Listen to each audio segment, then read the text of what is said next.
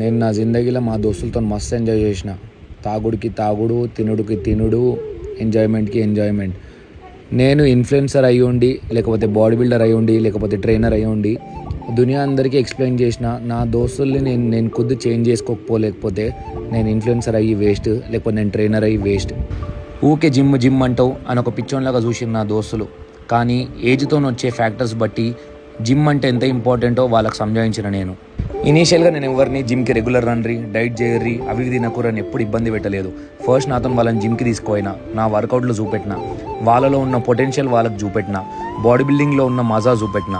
ఇనీషియల్గా టైంపాస్కి పోయినా స్లోగా వాళ్ళకి అదొక పిచ్చి పట్టేసింది. ఇప్పుడు వాళ్ళకు వీకెండ్ వస్తే ఏడికి పోదాము, ఎంత తాగుదాం, ఏం తిందాం అని అనే బదులు ఏ వర్కౌట్ చేద్దాము, హెల్దీ ఫుడ్ ఏడు తిందాము అని చెప్పి ఆలోచనలు. దోస్తులతో ఎంజాయ్ చేయొద్దు అని అంటలేను, కానీ మీరు మీ దోస్తుల్ని రియల్గా లవ్ చేస్తే అన్హెల్దీ హ్యాబిట్స్ కంటే హెల్దీ హ్యాబిట్స్కి ఇంట్రడ్యూస్ చేయరు.